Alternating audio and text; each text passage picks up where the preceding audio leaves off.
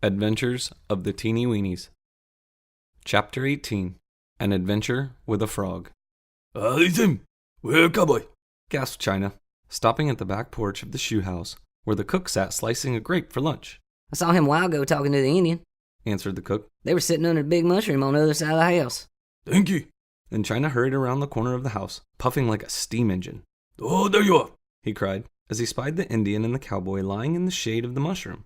Listen, me got a much tell. Well, what is it? asked the cowboy. Me see big cloud frog. You mean a big bullfrog? corrected the cowboy.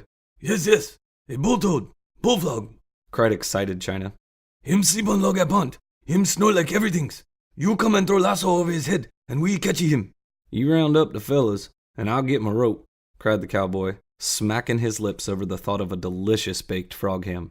In a few minutes, the Teenie Weenies were on their way towards the pond, which lay back of the woods near the shoe house. Shh, warned the Indian, as the little people hurried up to the edge of the pond. Frog him sleep, don't wake. The Teenie Weenies sneaked along carefully until they stood quiet near the log on which the sleeping frog sat. He was a big green fellow, and the Teenie Weenies scarcely breathed for fear they would awaken the frog and lose him. Several of the strongest Teenie Weenies held the end of the rope, while the cowboy crawled silently onto the log. Now, when I drop the noose over the frog's head, whispered the cowboy, you fellows jerk the rope and hold on for dear life. The cowboy slipped quietly up behind the frog and cleverly tossed the rope over the big fellow's head. Awakened by the rope falling about his neck, the frog gave a mighty leap towards the water.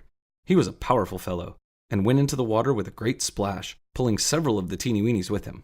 As the frog disappeared beneath the water, the Teenie Weenies swam for shore, where they were pulled up onto the bank by their friends, all sputtering, all soaked to the skin, but unhurt. When the Teenie Weenies discovered that none of the little folks had been hurt by the ducking, they laughed until tears ran down their teeny weeny faces. Ho, ho, ho, roared the poet, as he rolled over on the ground with laughter. I haven't seen anything so funny as this for a long time. It's almost as funny as the time the dunce fell into the dish of applesauce, giggled the lady of fashion. Goody gracious, exclaimed China, who had been looking on with wide open eyes. Listen, me didn't know that bullfrog, him so strong. Strong? cried the doctor. I should say they are strong. Why, a frog has wonderfully powerful legs. He could kick a Teenie Weenie over an ice cream bucket with one blow of his hind leg. I wouldn't mind if one kicked me into an ice cream freezer, grinned the dunce, who was fond of ice cream.